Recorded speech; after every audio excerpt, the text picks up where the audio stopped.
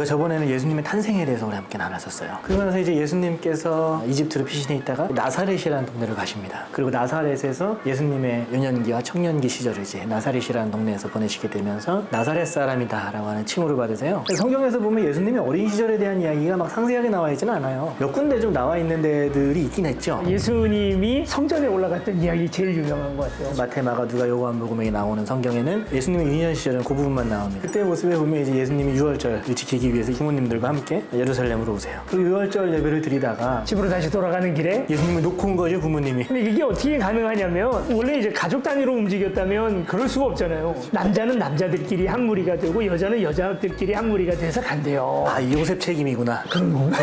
아버지 생각에는 엄마랑 같이 있겠다고 생각을 한 거고 엄마 생각에는 아빠랑 같이 있겠다 생각을 했던 거죠. 남자 세계에 들어가기 좀 애매하고 아직 어렸을 때는 여탕도 가잖아요, 남자애들. 그 여자들 세계에 있기에도 애매하니까 둘 다 착각을 하는 그 애매한 나이였던 거예요. 그래서 하여튼 예수님을 찾으러 이제 마리아와 요셉이 다시 성전으로 들어갑니다. 근데 그 성전에서 보니까 예수님이 그때 당시에 성전에서 일했던 제사장들과 함께 대화를 하고 있는 거죠. 요즘 얘기로 하면 신학교 교수 거의 총장급 사람들하고 같이 토론을 하고 있었다는 거예요.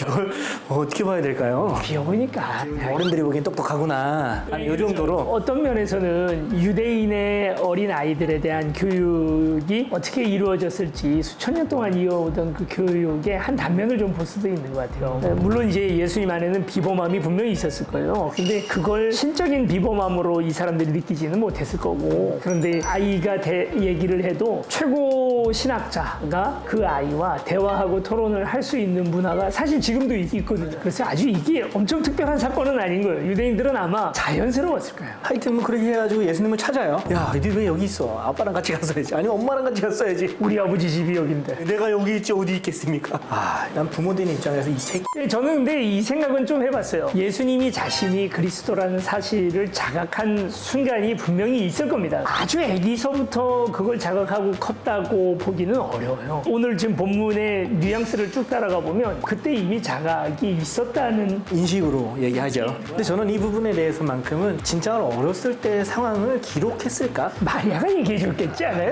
부모들에겐 다 그게 있어요.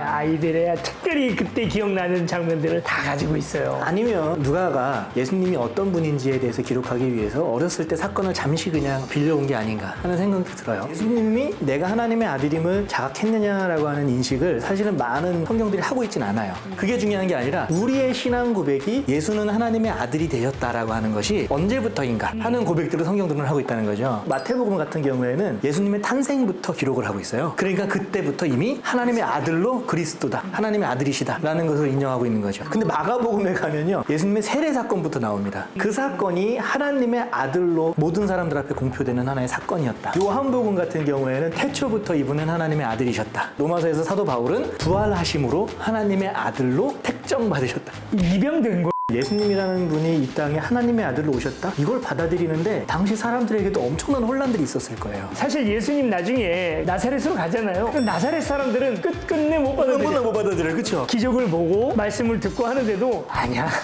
나사렛 사람들은 예수를 봤단 말이에요. 어려서 참외 서리 해먹고 뭐 애들이랑 장난치고 다니고 싸우고 코피 터지고. 그때 당시에는 어린애들은 무조건 다 구약의 말씀을 배웠거든요. 자기를 가르치는 사람도 있는 거예요, 거기에. 근데 어느 날 메시아라고 나타났어. 못 받아들이죠. 그런 면에서 아마 그때 당시에도 예수가 하나님의 아들이심을 고백하는 그 고백, 신앙의 고백이 아마 다들 혼란이 있었고, 그리고 그런 고백들이 이런 성경에 이렇게 드러나고 있는 것이 아닌가. 자, 이제 예수님이 어린 시절을 지내고 나서 예수님의 첫 공생의 사역의 첫 시작이죠. 세례받는 사건이 이제 성경에 기록됩니다. 네, 이거는 이제 확실히 알아야 되는데 1세기의 유대인들의 전통이 뭐냐면 투잡이에요. 종교인이면 우리는 그 목회만 전념을 하지만 원래 유대인들은 그렇지 않아요. 반드시 자기 기술직이 하나 있고, 바울 같은 경우에는 텐트 만드는 일이었고, 예수님 같은 경우에는 목수이면서 랍비를 하는 것은 그렇게 낯설은 일은 아니었던 거예요. 특별한 일이 아니었다는 거예요. 그리고 예수님이 이제 공생의 사역을 처음 시작을 세례 요한의 세례에서부터 이제 성경을 기록하기 시작해요. 세례 요한과 예수님은 특수관계죠. 멀지 않은 친척관계예요. 그런데 그때 당시에 로마 사회라든지 유대 사회에서 예수님보다 세례 요한이 훨씬 유명했어요. 아무래도 제사장의 아들이고 어떻게 보면 주류죠. 주류 선지자. 강야에서 사람들을 가르쳤던. 뿐만 아니라 헤롯 왕에게도 막대한 영향을 끼치던 헤롯 왕도 사실 함부로 못했죠. 그 세례 요한보다 예수님 훨씬 더 덜 유명했어요.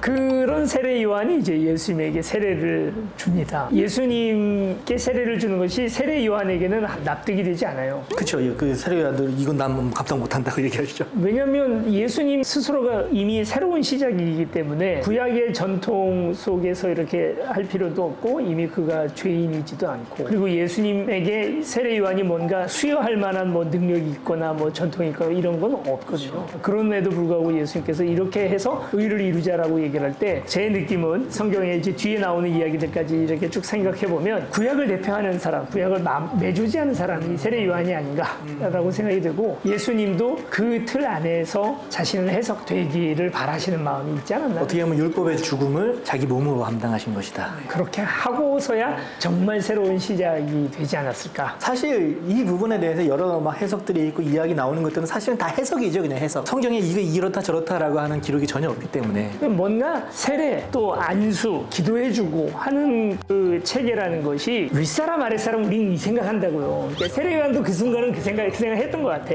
사실 이 장면을 봐도 그건 아닌 거죠. 이렇게 내리사랑만 있는 건 아니지 않나. 저는 한편으로는 예수님의 세례는 참 사람으로서 인정받으신 사건이 아니었나. 물론 하나님의 아들에 대한 정체성도 있지만 동시에 나는 참 사람이다라고 하는 정체성을 세례 가운데서 알려주시고자 하셨던 게 아니었나. 그러고 나서 세례를 받고 나서 성령이 비둘기같이 임했다. 그러고 광야로 가요. 그렇죠.